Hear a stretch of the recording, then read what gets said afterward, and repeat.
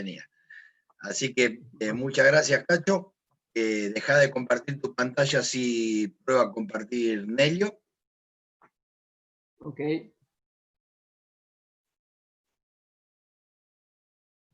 A ver si me deja ahí. Déjame. Ahora sí. Ahí está. Probá, Nelio, compartir tu pantalla.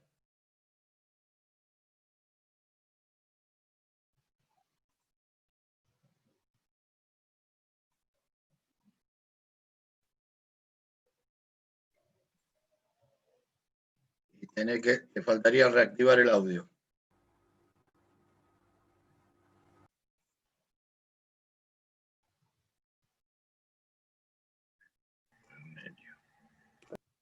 Ahora sí.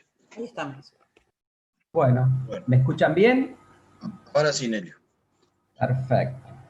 Vamos a dar inicio entonces con bastante puntualidad, 2 minutos de atraso nada más.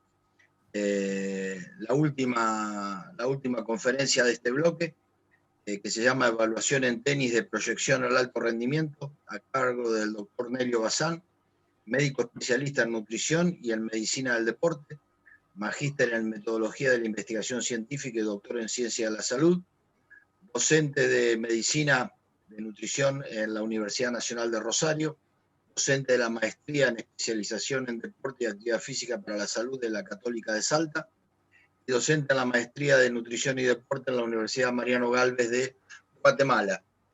Para mí es un gusto presentarlo a Nelio y cerrar este trío que ha trabajado esta mañana. Cuando termine Nelio, daremos paso a las preguntas que consideren necesarias. Todo tuyo, Nelio, gracias.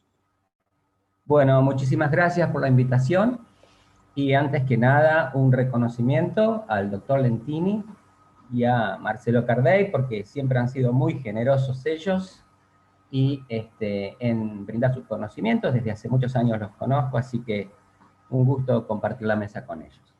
Bueno, lo que yo voy a hablar es un poquito lo que hicimos, lo que hacemos con tenistas, ¿no? Uno de los deportes donde yo estoy involucrado es el tenis. Y obviamente evaluar, o sea, esta charla tiene dos partes, ¿no es cierto? Evaluar y proyección al alto rendimiento. Evaluar es sencillamente medir y a partir de ahí transformar eso que es un número en un dato. Un dato es una herramienta para tomar una acción, ¿no es cierto? Una prescripción. Entonces, evaluamos como examen de preparticipación deportiva, evaluamos en la preparación física, evaluamos en los aspectos nutricionales, evaluamos en los aspectos de hidratación, como decía el doctor, evaluamos en los entrenamientos técnicos, incluso evaluamos en competencia. Ahora estamos aprendiendo un poco la utilización de geolocalizadores y trabajamos con Big Data, porque, como decía Marcelo, es enorme la cantidad de datos que nos aportan, ¿no es cierto? Pero básicamente ahora vamos a hablar un poquito de lo que es proyección. Proyección es cómo salir o cómo pasar de un lugarcito muy pequeño, de un club muy pequeño, ¿sí? Donde quizás haya un profesor de tenis que está iniciando una escuela de tenis, al alto rendimiento, ¿no es cierto? ¿Cómo hacer esa transición del jugador que se inicia al alto rendimiento? Bueno, quizás todo empieza con alguien que quiere jugar al tenis, con alguien que ve un partido de tenis, con alguien que empieza por propia vocación a agarrar una raqueta, y de pronto el papá dice, bueno, tiene que ir a una escuela de tenis, acá estoy con mi equipo, el profesor Renzo Roberto, el profesor Saúl Ehrlich, con su escuela de tenis, pero la pregunta es, ¿quién de estos chicos va a llegar? ¿Quién de estos chicos va a ser un tenista profesional? Por ahí todos tienen la ilusión. Y no es una pregunta banal, porque esto tiene un costo. Un tenista puede costar unos $400.000 formarlos en la etapa de iniciación hasta llegar al alto rendimiento. Imagínense, en COSAT nos informa que se gastan unos $40.000 por 20 semanas en el circuito, ¿sí? Y bueno, hay mucho tema involucrado de dinero y los sponsor pueden ser o el Estado en algunos países o particulares en otros, y a veces hay situaciones muy difíciles que después se pagan muy caro en la carrera del jugador, cuando se hacen contratos donde la carrera del jugador queda ligada por siempre a alguna especulación financiera. Bien, hay distintas estrategias para evaluar quién va a llegar, ¿no es cierto? Esto es una estrategia, la estrategia Z, donde nosotros podemos tener variables, medidas, y ver cuánto se aleja un atleta de la población media. Esto es en términos de desvíos estándar, es un concepto matemático, quizás a veces es complicado entenderlo, pero desde el punto de vista de la aplicación es interesante porque después se trabaja con números simples, con 2, 3, 4. Entonces, para hacer una selección nacional, por ejemplo, sabemos que en vóley y en básquet hay que ser 3 o 4 en altura, ¿sí? Bien, pero el tenis es un poquito más complejo que variables individuales. Entonces, hay otras federaciones, por ejemplo, la Federación Francesa, que invierte mucho dinero en formar jugadores, tiene otro tipo de pensamiento, ¿no es cierto? Ellos evalúan 2 veces al año a todos sus jugadores, de clubes, regionales, incluso los que no están en la red de competición también los evalúan, y ellos dicen, bueno, ¿quién va a llegar a ser jugador profesional? Bueno, el que a los 9 años salte 18 centímetros, tiene chance, y si a los 17 años salta en impulso vertical 50 centímetros, tiene más chance. Obviamente el salto es importante en el tenis, ¿no es cierto? Lo vemos en los atletas de alto rendimiento, lo evaluamos. Acá tenemos una de nuestras atletas ejecutando un salto en el servicio. Y hay otras variables, y ellos suman agilidad, lanzamiento, flexibilidad y consumo de oxígeno. Consumo de oxígeno es una variable para nosotros muy interesante.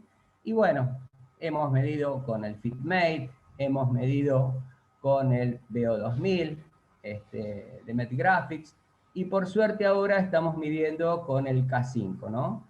En realidad, decimos por suerte, pero la idea es que agradecemos al doctor Martín Brucese, que es parte de nuestro equipo, que él invierte permanentemente en estos equipos, y también al magíster Nicolás Echandía, que es quien se hace cargo de todos los procesamientos estadísticos, que para nosotros también es fundamental.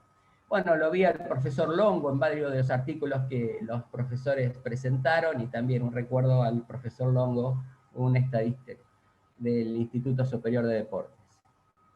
Bien, entonces, ¿qué nos puede aportar? Bueno, son datos, ¿no es cierto? Nos interesa conocer el consumo de oxígeno máximo, nos interesa conocer los umbrales, dónde encontramos umbrales, porque ese es un dato interesante, el umbral ventilatorio, además de otros datos más que no nos vamos a meter. Por ejemplo, este jugador, 17 años, 55,5, y se encuentra dentro de los parámetros de la Federación Francesa. Fíjense que este jugador que evaluamos, un jugador francés con el cual trabajamos 4 años, bueno, hizo punto de ATP y actualmente estudia en una universidad norteamericana gracias al tenis. O sea, de algún modo llegó. Pero fíjense en este otro, tiene un consumo de oxígeno pico de 57 a los 15 años, y ya a los 15 años estaba en valores de un tenista profesional. Entonces acá estamos trabajando ya con un talento, y fíjense dónde se encuentra el umbral ventilatorio, al 89% del consumo de oxígeno máximo. Quiere decir que este jugador tiene un gran potencial como tenista profesional. Entonces, fíjense, tiene 15 años y ya lo podemos situar en los valores de 18 años. Estas cosas son interesantes y nos permiten entonces transformar ese dato, ese número, perdón, que nos da la aparatología en un dato. Nosotros medimos consumo de oxígeno, estos son un grupo de distintos jugadores, y a la izquierda ven un círculo más pequeño que nos llama la atención, que jugadores menores tienen consumos de oxígeno interesantes dentro de las tablas de Federación Francesa, ¿sí? Pero también nos interesa, además de hacer evaluaciones de laboratorio, evaluaciones en campo. Eso es una de las cosas que nosotros tratamos siempre de mezclar. la actividad académica, la actividad de laboratorio y la actividad de campo, ¿no? Acá estamos preparando jugadores profesionales y de proyección para una evaluación de campo, e incluso simulamos competencias utilizando los analizadores, ¿no? Y lo que encontramos es que los PICs son a nivel de umbral, y esto es muy interesante porque cuanto mejor sea umbral, el jugador está generalmente trabajando en PICs dentro del partido. Estos son dos jugadores que hemos evaluado hace muchos años, y uno se pregunta si estas evaluaciones sirven o no sirven. Son datos que nosotros les entregamos al entrenador. El jugadorcito rubio se encontraba a los 12 años de 50,2 dentro de los parámetros de Federación Francesa, y nosotros preguntamos, ¿llegará o no llegará a los 12 años? Es interesante porque este es un jugador de la ciudad de Dolores que decide dedicarse al tenis profesional ya a los 12 años, e incluso hace todo una movida de comenzar a entrenar en Buenos Aires 3 veces por semana en esa época, y después hasta radicarse definitivamente. Y de pronto, cuando crece, comienza a representar a Argentina, y de pronto son campeones mundiales, ¿no? Entonces, de algún modo, acá está el entrenador Pablo Echar, con De la Puente, Mamani a la derecha, y en el medio está el jugador, que es Burruchaga, el hijo del jugador de fútbol, ¿no? Ellos ganaron a China el Campeonato Mundial Sub-14. Entonces, como ven, algunos datos nos sirven de modo predictivo para estimar trabajos y proyección de los jugadores. Todo esto entonces lo traducimos en publicaciones, y continuamente estamos publicando en esta línea de consumo de oxígeno en jugadores. Pero también, como decía Marcelo, estudiamos el reposo, estudiamos las recuperaciones. Con distinta aparatología. Acá estamos usando acelerómetros para estudiar la densidad de la relación trabajo-descanso, para ver si los entrenadores están trabajando adecuadamente. Y ahora les cuento un poquito lo que estamos haciendo. Nosotros ahora estamos trabajando con jugadores también del interior, y aquí nos preguntamos de estos nenitos quién va a llegar, y estamos trabajando con esta niña, que de pronto muestra que tiene proyección. Aquí estamos entrenando, ya hace 6 años que trabajamos con ella, entrenando en un club muy chiquito del interior del país, y en algún momento ella comienza a destacarse y comienza a representar a Argentina, sub-12. Entonces decimos, ese interior del país ya no sirve más para entrenar, es muy difícil, porque el interior del país es hermoso, pero un jugador, por ejemplo, esta jugadora para entrenar conmigo viajaba 80 kilómetros por día, o para jugar un partido tenés que viajar 300 kilómetros, entonces es muy difícil. Así que decidimos que la jugadora se fuera a Rosario, y cuando ella se fue a Rosario nos fuimos todos a Rosario. Y continuamente estamos evaluando lo que es velocidad, agilidad, que es tan importante en tenis, lo que es fuerza, obviamente, y también los aspectos antropométricos, ¿no es cierto? Esto lo hacemos en esta jugadora y en todos los jugadores de nuestro centro de alto rendimiento, que queda en el barrio de Fisherton, en Rosario. Obviamente la evaluación es para personalizar el plan de alimentación, el peso óptimo, la masa muscular óptima para ese jugador. No creemos que haya que sea posible generalizar, menos en tenis, ¿no es cierto? Donde hay jugadores como Schwartzman, jugadores como Thiem y jugadores como Isner, que comparten el éxito, sin embargo tienen biotipos totalmente diferentes. El plan de hidratación, el plan de suplementación, y obviamente para nosotros las recuperaciones son muy importantes, ¿no es cierto? Esto nos permite, de algún modo, planificar las preparaciones físicas. Muchas de ellas están, bueno, a mi cargo, pero lo que nosotros hacemos es evaluar para poder personalizar y periodizar, ¿no es cierto? Son dos palabras que utilizamos continuamente. Tanto lo físico como lo técnico, ¿no? Nosotros tenemos una concepción holística del jugador, donde no hay una pata que pueda quedar suelta, o sea, un área que puede quedar suelta en su preparación, y estamos continuamente en campo. Mi día es todas las mañanas universidad y todas las tardes centro de entrenamiento con los jugadores. Incluso en estas situaciones de pandemia, tuvimos que crear un programa que se llamó ENTEC, que era entrenamiento en casa, y nuestros jugadores durante varios meses que no podían salir de sus casas, comenzaron a entrenar en sus casas en dobles turnos, por la mañana y por la tarde. Entonces, de algún modo siempre estuvimos involucrados. Y llegará Luisina y no sabemos, es nuestra esperanza y creemos firmemente que sí. Pero también les quiero contar un poco para finalizar que también hemos ayudado a otros jugadores. Y un jugador que ayudamos es Luciano. Luciano en el Club Carrots, cuando yo estaba en Buenos Aires y trabajaba en el Instituto de Deportes en el CENAR, comenzamos a ayudarlo desde la parte nutricional, en las evaluaciones nutricionales. Y hoy se encuentra, o hace unos días estaba acá en las NITO ATP Finals, porque fue elegido, ya que se radicó en Italia y tomó la nacionalidad italiana y es el campeón juvenil italiano, como sparring partner de los grandes jugadores como Tsitsipas, como Djokovic, Thiem, ¿no es cierto? Entonces se puede llegar. Así que nada más, les quería contar lo que nosotros hacemos, esto fue muy cortito, volver a agradecer a la invitación, volver a agradecer al maestro Lentini y a Marcelo por su siempre y permanente generosidad. Bueno, muchas gracias, Nelio, muy claro. Les voy a, más allá de los saludos que hay, interminable para Néstor principalmente, es difícil cuando tenés Gardel al lado que se acuerden de Lepere y los guitarristas, ¿no? Pero la frase mía nos muestra el DNI, el número del DNI que tenemos. Pero hay algunas preguntas, una para Chelo, pero yo creo que sobre lo que dijo Nelio y lo que dijo Néstor, sería bueno que la contesten los tres. Principalmente, Chelo, sobre el final, cuando presentaste el trabajo intermitente en cancha, ¿con qué frecuencia diagraman la preparación física específica junto al cuerpo técnico?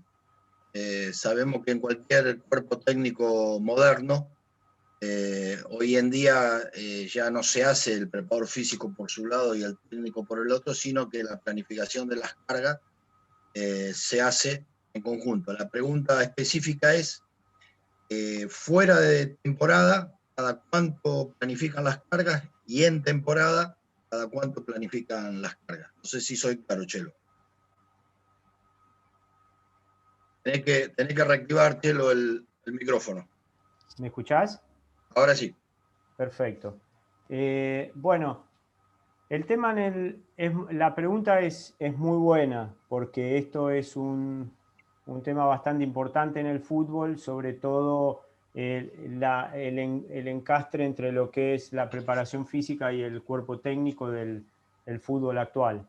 En el caso, por lo general, de lo que nosotros hacíamos, el caso particular nuestro, nosotros diagramábamos la semana y yo ponía las cargas de trabajo que estaban divididas entre preponderantemente ejercicios de velocidad explosivos, trabajos de fuerza en el gimnasio, los trabajos propios en campo con pelota, desde lo físico y cómo yo lo hilvanaba desde lo técnico-táctico que quería el cuerpo técnico. Por lo general, las cargas de trabajo yo manejaba 2 estímulos de gimnasio, porque como bien dijo el doctor Lentini, allá en Arabia en Fujairah era muy atípico por las temperaturas. Nosotros entrenábamos a partir de las 8 de la noche, entonces compactábamos muchas veces las cargas de trabajo. Entonces, a la mañana muy, muy, muy temprano hacíamos un trabajo de 2 estímulos de fuerza y a la tarde trabajábamos 2 estímulos semanales de los que era el RCA, de trabajos de velocidad, y 2 estímulos de fuerza específica de resistencia intermitente específica, para poder hacer todas las mediciones con GPS y bajarle a los técnicos después quién eran los que tenían los mayores rendimientos. Pero por lo general lo tenés que consensuar con el cuerpo técnico. En el caso mío, nosotros teníamos realmente la total libertad, que en conjunto con el doctor Lentini también nos pasaba, de poder hacer todo el trabajo físico sin que el técnico nos esté encima. Hay otros técnicos que vos, todo el físico es pura y exclusivamente con pelota y te está todo el tiempo encima, y muchos, de acuerdo a su personalidad, te cortan el entrenamiento. Entonces, en este caso yo ponía, planificábamos del día de la competencia hacia atrás y empezamos a trabajar a porcentajes de cargas, desde la fuerza, de la resistencia y desde la velocidad. La resistencia específica, que utilizamos los intermitentes y los RCA, y bueno, yo creo que no hay un método específico, sino que son los métodos que vos puedas adaptar desde lo físico, la cantidad de estímulos que le podés dar a esos jugadores de fútbol, de acuerdo a lo que te piden los técnicos. Por eso no sé si te respondí la pregunta, pero sí que se sepa que los trabajos intermitentes específicos dentro del microciclo de competencia yo lo usaba 2 veces semanales, 2 estímulos semanales seguros, con pelota y sin pelota, dentro de la cancha por puesto y función. No hacía intermitentes, por ejemplo, lineales, pura y exclusivamente 10 minutos de un intermitente de 10 por 10, no. Hacía bloques de 10 minutos, que lo máximo que llegamos fue a 15 de 10 por 10, de 10 segundos por 10, pero con movilidad específica dentro de la cancha, con pelota y sin pelota. Y eso lo hacía. Competíamos, el día después de la competencia era todo recuperación, el segundo día era todo trabajo de fuerza en gimnasio, y al tercer día metíamos en intermitente. No sé si con eso les contesto un poco la pregunta. Sí, Chelo. Y Pacho y Nelio, ¿cuál es la injerencia de la medicina deportiva en relación al preparador físico en la determinación de las cargas? En este caso, Pacho en un deporte colectivo, Nelio en un deporte individual, pero los dos son deportes de características cíclicas, así que no hay grandes diferencias más allá de las distancias, de los tiempos y las cargas, pero las características, los sistemas que utilizamos son los mismos. Bueno, si el doctor quiere contestar, pero si no, yo explico un poquito lo que hacemos en tenis. No, se trabaja en forma totalmente integrada con el técnico, con el head coach, que es el entrenador principal. Toda la parte, digamos, nutricional, técnica, preparación física, va toda integrada. Una de las cosas que nosotros hacemos fuera de temporada, es decir, pretemporada, es la preparación física es diaria. Se trabaja por la mañana, 8 de la mañana, y por la tarde, después de las 18 horas, en 2 turnos. Ellos trabajan, los atletas de alto rendimiento, trabajan en doble turno, trabajan aproximadamente 4 horas por día en la parte técnica, 2 y 2, y 1 hora por día de preparación física, 1 y 1. Eso es diario. Obviamente variando lo que es el objetivo de cada una de las sesiones, ¿no es cierto? Los trabajos de fuerzas predominan obviamente en lo que es el fuera de temporada, y luego se van transformando en trabajos de potencia. Otra de las características que tenemos son 2 sesiones semanales, por lo menos. Y otra de las características que tenemos es que tratamos, a partir de hace 1 año más o menos, trabajar siempre en cancha. Toda la preparación física la hacemos en cancha. Todo lo que es los trabajos físicos, los trabajos técnicos, todo se hace sobre el piso en el que el jugador va a tener la temporada de competición. En este caso, por ahora, es polvo de ladrillo. Así que, y en forma integrada totalmente. Tenés muteado, Pacho, el micrófono.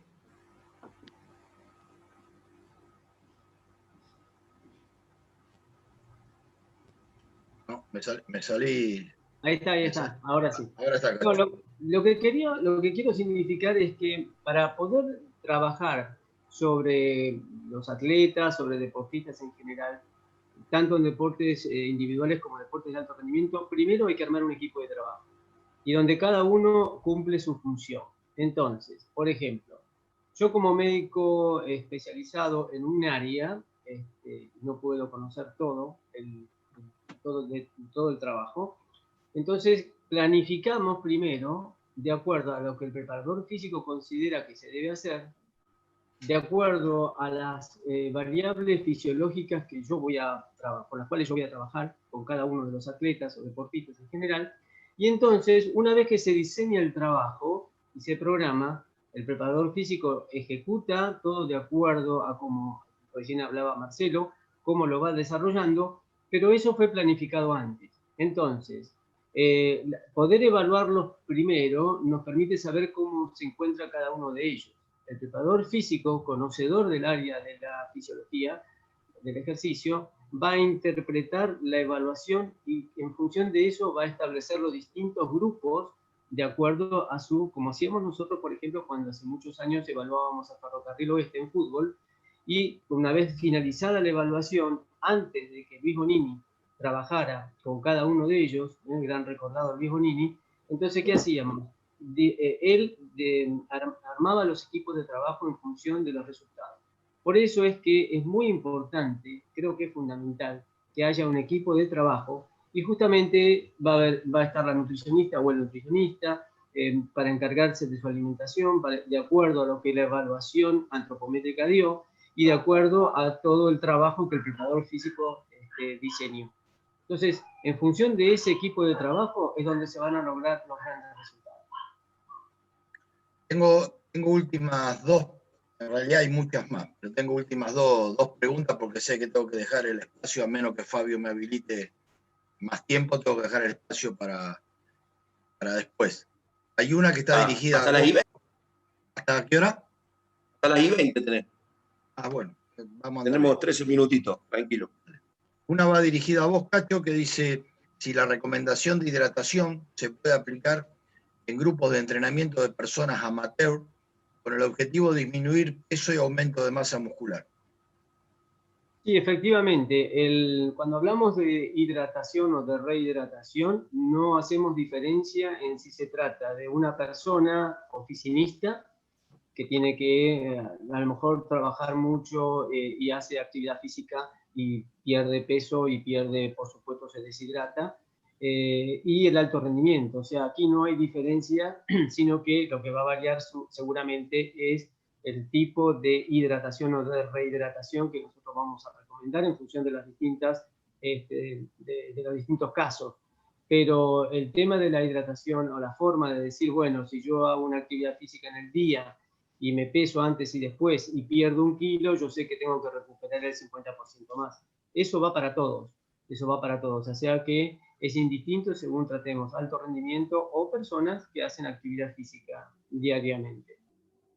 Bien, la pregunta va dirigida a Nelio, pero yo la voy a hacer un poco más extensiva porque a lo que apunta no es solo para el tenis, sino para cualquier deporte de alto rendimiento, así que te la voy a transmitir después que explique Nelio, tu experiencia en eso, tanto el laboratorio del CENAR como con el equipo de fútbol.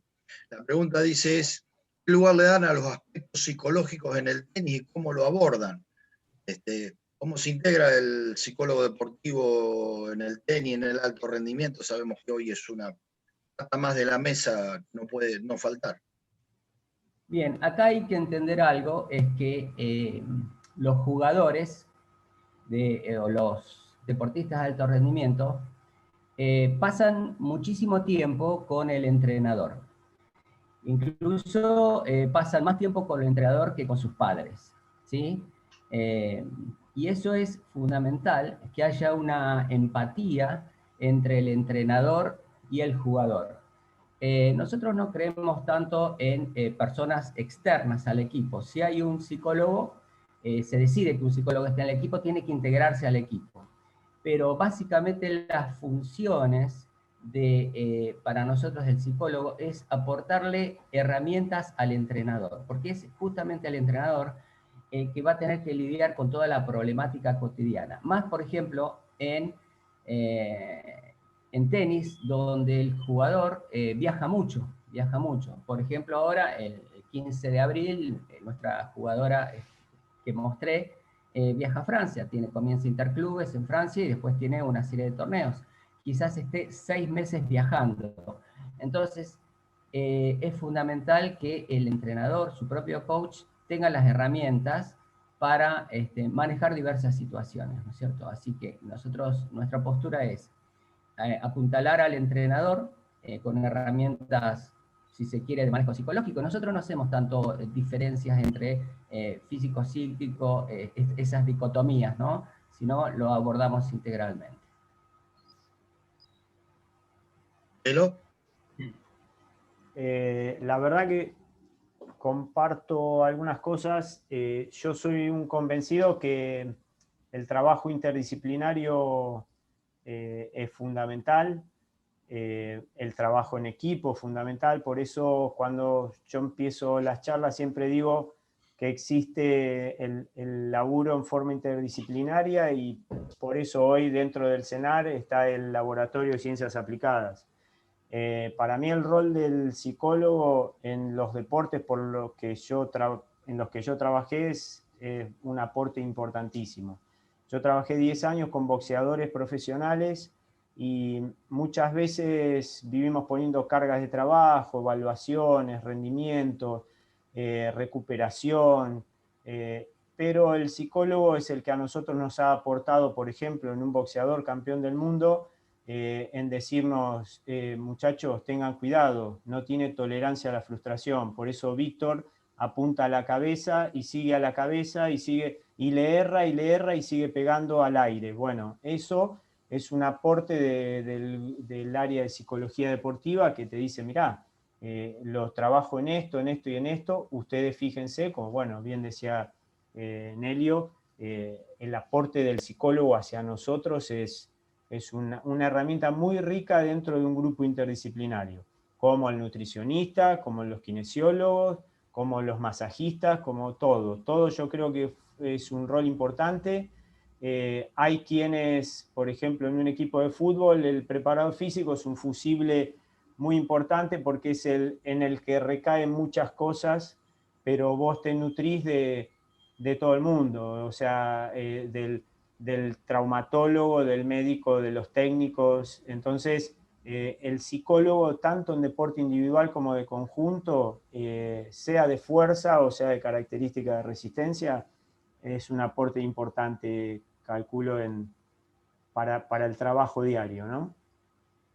Sí, yo estoy de acuerdo. Yo creo que la presencia del psicólogo, por ejemplo, para determinar cuando las enfermedades son casuales o causales, hay muchos atletas que antes de una competencia justamente muy definida y decisiva se lesionan.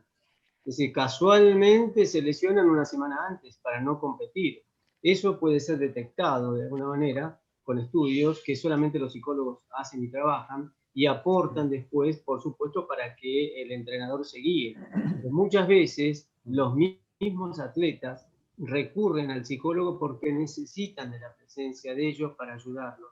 Eso lo trabajaba mucho Nelly Giscafré con las leonas, y incluso las leonas formaba parte del equipo y viajaba con las leonas. Entonces, cuando se toma conciencia de la importancia, y en los deportes individuales mucho más también, porque a veces nosotros sabemos que en un deporte individual la mentalidad del caso del tenis, como le toca a Nelio, los atletas están solos, o sea, están divididos por una red nada más, y entonces tienen que tomar sus propias decisiones y tienen que tener una fuerza mental muy importante en cada momento, porque son decisivos para su rendimiento y para triunfar o no. Hay una línea muy delgada. Entonces, creo que la colaboración del psicólogo es muy importante. Y forma parte del equipo de trabajo. Voy a pasar la última pregunta y nos vamos a salir de esto que venimos hablando de deportes acíclicos, porque tenemos una pregunta de tiempo y marca. dentro de los de tiempo y marca, al mismo tiempo tenemos cíclicos y acíclicos, porque el levantamiento Claro. es un tiempo y marca cíclico, y algunas competencias, como por ejemplo la natación, que es lo que nos preguntan ahora, algunas son cíclicas y otras son acíclicas. La pregunta dice primero, que es muy bueno el concepto de trabajo holístico, y entonces a partir de ese concepto de trabajo holístico que desarrollaron los tres, si tienen algún comentario del trabajo holístico aplicado a la natación del alto rendimiento. ¿Quién? El que quiera arrancar. Yo en natación tengo, la única experiencia que tengo es en evaluación. No podría decir con exactitud, por eso no me gusta muchas veces abarcar algunas otras cosas que no manejo. En evaluación podría hablarles y saber que, bueno, obviamente la natación es uno de los deportes más duros que existe por la cantidad de volumen que trabajan diariamente y sobre todo a edades tempranas. Por eso muchísimas veces no tenemos muchos nadadores entre los 3 y los 17 años por cómo son los volúmenes de trabajo. Pero no puedo meterme mucho desde el punto de vista holístico porque realmente no quisiera hablar sobre algo que no conozco mucho. Elio Cacho. Bueno, Creo por que Nelio tiene suerte, experiencia en eso. sí, yo me he dedicado mucho a nataciones, o sea, yo hago tenis y natación como deportes principales. Por suerte he trabajado mucho. Yo he estado más que todo, si bien he trabajado con muchos tipos de nadadores, incluso nadadores paralímpicos, básicamente he trabajado lo que es ultrafondistas, ¿no? Aquellos que corren, por ejemplo, el campeonato FINA de maratones. Entonces, carreras como la Santa Fe Coronda, 57 kilómetros, la Hernandarias, Paraná, 88 kilómetros nadando, con preparaciones en altura. Mi tesis de doctorado fue justamente que el doctor Cacho me ayudó, fue sobre la preparación en altura de los nadadores para estas competencias tan extensas, donde realmente si no se tiene un manejo holístico del nadador, estoy hablando de preparación en altura, significa toda una logística, irse incluso por las competencias de inicio de los campeonatos FINA, había que viajar una semana antes de fin de año, entonces pasar las fiestas en Cachi y estar 2 semanas más, todavía 3 semanas en Cachi todos los años y después bajar a competir. Viajar permanentemente, los circuitos internacionales son prácticamente con un par de carreras en Argentina, el resto son afuera. Y es así donde, si no se tiene el concepto de integración en lo que es el entrenamiento, la parte técnica, la parte médica, la parte nutricional, la parte mental, realmente hay poco posibilidad de que el nadador llegue, ¿no es cierto? Más como decía Marcelo, es un deporte donde si en el tenis está solo, imagínense en la natación, ¿no es cierto? Está aislado por un medio acuático que a veces es hasta hostil, ¿no es cierto? En la Capri Nápoles, por ejemplo, a veces los oleajes suelen ser muy altos, es muy difícil nadar, las estrategias son muy importantes ahí, qué estrategia tomar, entonces se integran hasta personajes nuevos en la natación, por ejemplo, el botero, el que maneja el bote, el que conoce el río, el que conoce los vados, el que conoce cuál es el mejor curso de agua para ese momento, ese año en ese río, en fin. Es importantísimo el trabajo multidisciplinario y el entrenamiento holístico en los nadadores. Bien, Cacho, no sé si querés agregar algo. No, creo que está perfectamente aclarado por Marcelo y por Nelio, así que sería decir algo similar. Así que estoy totalmente de acuerdo.